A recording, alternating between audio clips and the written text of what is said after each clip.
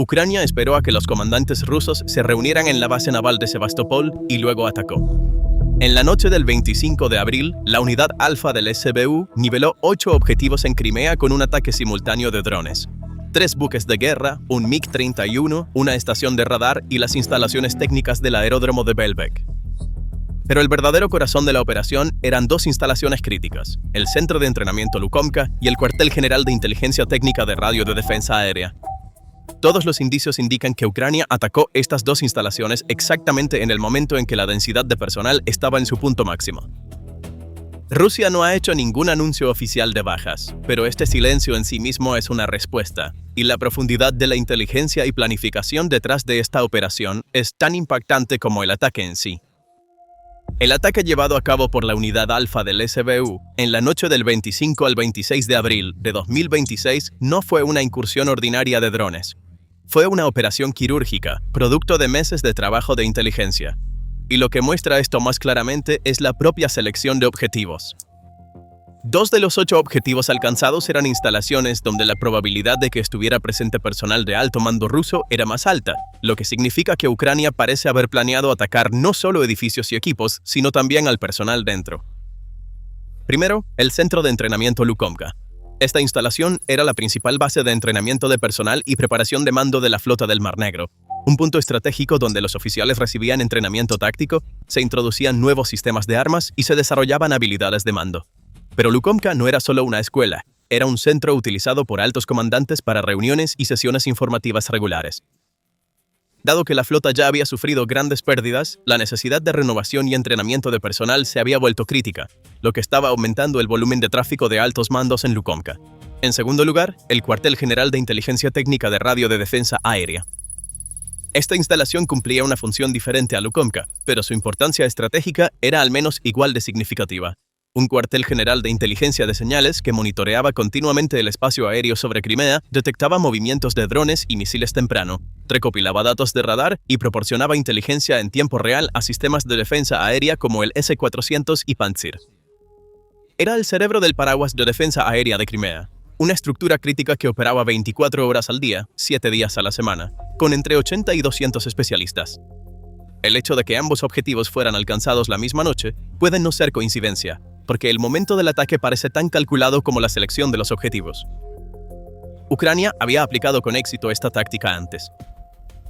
En el ataque de septiembre de 2023 al cuartel general principal de la flota del Mar Negro, se había utilizado la estrategia de atacar durante una reunión de liderazgo. Un enfoque similar parece haber sido adoptado en la operación del 25 de abril.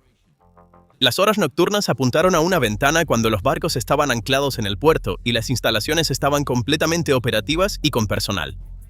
Lo que hizo posible este momento preciso fue la dimensión técnica de la operación. Drones de largo alcance penetraron la defensa aérea de múltiples capas de Crimea mediante vuelos a baja altitud y protección de guerra electrónica. Las explosiones continuaron durante toda la noche. Incluso el gobernador de Sebastopol se vio obligado a describir el ataque como uno de los mayores ataques con drones. Entonces, ¿toda esta precisión realmente dio resultados? Las bajas exactas de personal aún no han sido confirmadas. Hay un completo silencio por parte de Rusia respecto a las pérdidas militares. Pero normalmente, de 230 a 600 personas sirven en un centro de entrenamiento como Lukomka y en el cuartel general de inteligencia. La probabilidad de que estas instalaciones estén vacías durante las operaciones nocturnas es extremadamente baja, y el hecho de que Ucrania esperara meses para atacar objetivos tan bien protegidos sugiere fuertemente que el momento no fue elegido al azar. Dejando de lado las pérdidas de personal, los impactos operativos de golpear estas 2 instalaciones son separados pero complementarios. El daño a Lukomka interrumpirá seriamente el entrenamiento y la renovación de personal de la flota del Mar Negro. La flota ha estado sufriendo grandes pérdidas durante 4 años. Cada barco hundido necesita una nueva tripulación. Cada oficial perdido necesita un nuevo comandante entrenado. Lukomka era el corazón de este ciclo. Una disminución en la capacidad de entrenamiento podría llevar a brechas de experiencia en las operaciones de los barcos a corto plazo, y a una desaceleración en el ritmo de reestructuración de la flota a largo plazo. Rusia se verá obligada a trasladar esta función a otra instalación, pero eso significa tanto tiempo como recursos. El ataque al cuartel general de inteligencia crea una crisis mucho más inmediata. Cuando el centro neurálgico del paraguas de defensa aérea de Crimea se debilita, la capacidad de detectar ataques de drones y misiles ucranianos con anticipación disminuye. La coordinación de los sistemas de defensa aérea se descompone. Se forman brechas respecto a qué batería interceptará qué radar rastreará qué. Esto hace que todos los activos militares rusos en Crimea, los barcos restantes, aeródromos, depósitos de municiones, sean aún más vulnerables a futuros ataques de Ucrania. Y la combinación de estos dos efectos produce el resultado más peligroso. Rusia se ve obligada a trasladar más sistemas de defensa aérea a Crimea para proteger sus propias instalaciones. Pero esto amplía las brechas de defensa en las líneas del frente en Donetsk y Zaporilla. Cada instalación protegida en la retaguardia significa una posición en la línea del frente desprotegida. Ucrania conoce muy bien esta ecuación, y con cada operación enfrenta a Rusia con esta elección imposible. La declaración del jefe interino del SBU, Kamara, confirma esta lógica. Cada operación de este tipo tiene una justificación clara. Estamos destruyendo sistemáticamente elementos clave de la infraestructura militar del enemigo.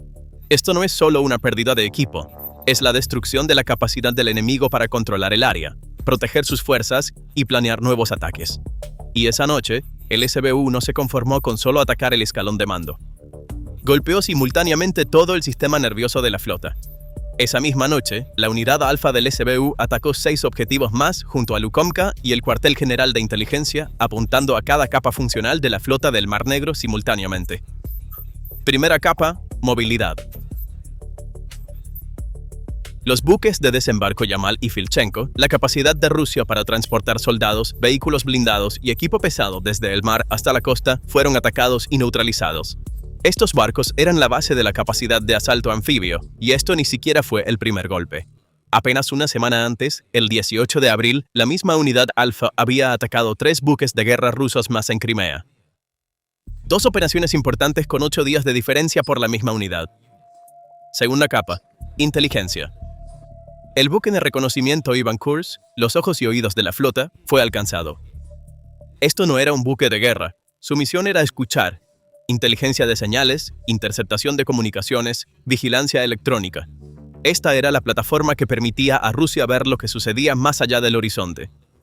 Seguía movimientos, recopilaba datos y enviaba información de regreso a los sistemas de mando.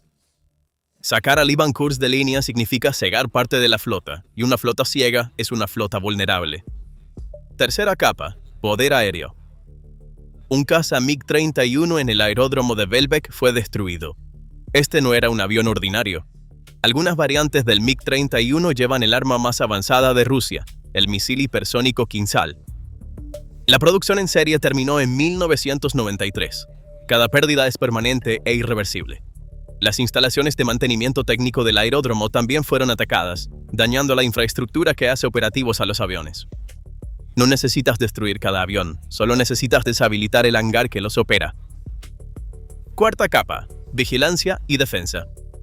La estación de radar MR-10M1 MIS-M1, un sistema de vigilancia costera que detecta objetivos sobre el mar, fue alcanzada y estos ataques no fueron aislados.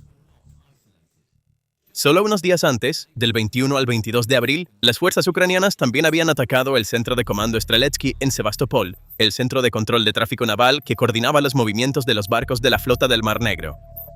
En una semana, el cerebro, los ojos, los oídos y el puño de la flota fueron atacados uno por uno. Golpear un barco es daño. Golpear un radar es ceguera. Golpear un centro de entrenamiento es cortar el futuro. Pero cuando los atacas todos a la vez, ya no es un ataque, es un desmantelamiento sistemático. Y la dimensión más sorprendente de esta historia es esta.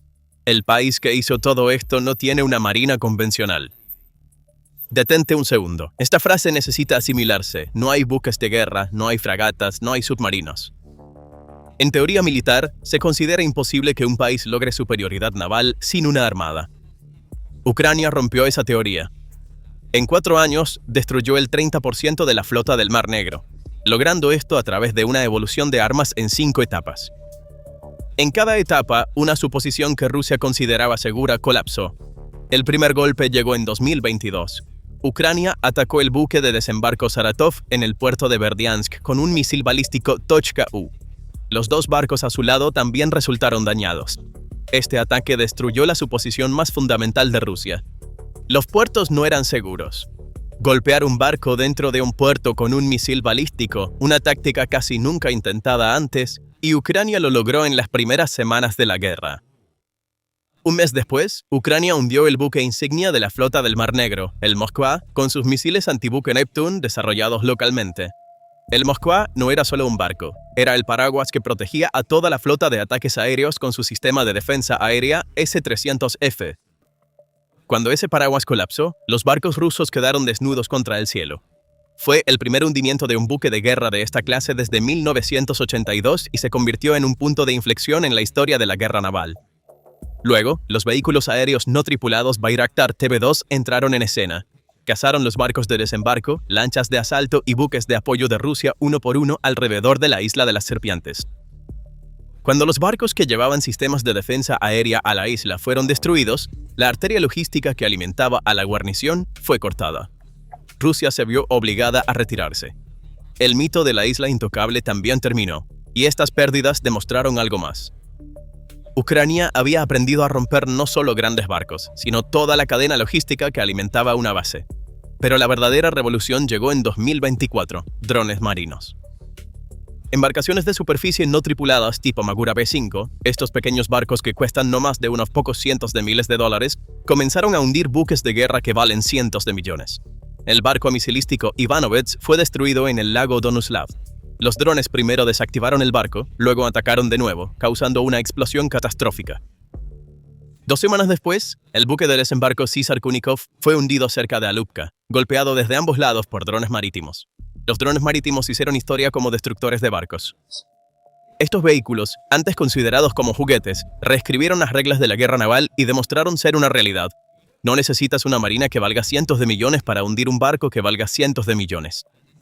Y en 2026, Ucrania alcanzó el pico de esta evolución. Ya no eran objetivos individuales, sino ataques en enjambres simultáneos, coordinados y en múltiples capas. A lo largo de abril, la Unidad Alfa lanzó 3 operaciones importantes contra Crimea. 3 buques de guerra el 18 de abril, el Centro de Comando Streletsky del 21 al 22 de abril, 8 objetivos simultáneamente del 25 al 26 de abril. En 10 días, casi todas las capas funcionales de la flota del Mar Negro fueron atacadas. En 4 años, Ucrania destruyó una de las suposiciones de Rusia en cada etapa de la evolución de sus armas. Los puertos son seguros implica que no lo son. El buque insignia no puede hundirse implica que se hundió. La isla puede ser mantenida implica que no puede. Los drones marinos son juguetes implica que hunden barcos. Novorossiysk está lejos implica que no lo está. Y en abril de 2026, la última suposición también colapsó. Los centros de mando y las bases de entrenamiento en Crimea son intocables. Todos están al alcance de los drones. Los ataques sistemáticos de Ucrania en Crimea crearon un pánico mucho más allá del Mar Negro, en la base naval de Kronstadt, cerca de San. En San Petersburgo, en el Báltico, a miles de kilómetros del frente, se detectaron modificaciones urgentes en submarinos rusos. Imágenes de inteligencia de fuente abierta muestran armaduras de jaula de metal colocadas en los cascos de los submarinos Moshaivsk y Dimitrov, barreras erigidas para proteger periscopios y antenas, ametralladoras pesadas de 12.7 milímetros y reflectores montados. También se desplegaron barreras flotantes a lo largo del puerto para disuadir a los vehículos de superficie no tripulados. El significado de estas imágenes es enorme. Los submarinos de Rusia en el Báltico temen a los drones ucranianos a miles de kilómetros de distancia. El desastre en el Mar Negro obligó a Rusia a revisar completamente las medidas de protección de fuerzas en toda su flota naval. El impacto de los ataques navales no tripulados de Ucrania ya no se limita a un solo mar. Ha sacudido la percepción del poder naval de Rusia hasta sus raíces. Y el pánico no se quedó en lo militar. También se extendió a la dimensión política. El gobierno ruso planea nombrar a un único operador de seguridad para proteger el puente de Crimea sobre el estrecho de Kerch, el puente de la red eléctrica y el gasoducto principal a través de un proyecto de ley preparado por el Ministerio de Transporte.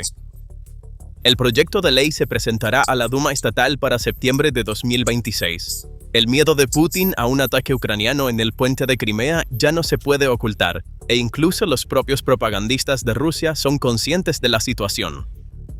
Un bloguero militar ruso presente en Crimea durante el ataque nocturno del 25 de abril desafió abiertamente a Putin, escribiendo que la defensa aérea está protegiendo completamente el palacio de Putin en Valdai. implicando que no quedan sistemas para proteger Crimea. El destacado periodista imperialista ruso Maxim Kalashnikov no pudo ocultar su decepción. Los drones atacaron no solo Sebastopol, sino incluso la producción de ácido sulfúrico en Chernobyl, y sin embargo, el quinto año de la desmilitarización de Ucrania continúa. Estas declaraciones muestran cómo las advertencias desde la propia base del Kremlin se han intensificado drásticamente. Los blogueros militares ya no repiten la narrativa de que todo está bajo control. Están advirtiendo abiertamente: perderemos esta guerra a este ritmo. Y el Kremlin no puede ni suprimir ni responder a estas voces porque las imágenes que llegan de Crimea destruyen las mentiras. Este es el punto donde resurge la pregunta de si Ucrania puede recuperar Crimea. El teniente general retirado de Estados Unidos, Ben Hodges, resume esta estrategia claramente. Ucrania no necesita un asalto frontal en Crimea ahora mismo. Debería continuar aislando Crimea, atacar aeródromos y sistemas de defensa aérea y hacer que el puente de Kerch sea inutilizable. El plan de 3 fases de Hodges es claro. La fase 1 es el aislamiento, cortando la península del territorio continental de Rusia al romper el puente de Kerch y el corredor terrestre. La fase 2 es hacerla insoportable, apuntando a bases, depósitos, aeródromos y centros de mando con ataques de precisión continuos. La fase 3 es la liberación final, y Ucrania está ejecutando actualmente la fase 2 de manera sistemática. La flota del Mar Negro ya ha sido retirada de Sebastopol. Los barcos fueron trasladados a Novorossiysk.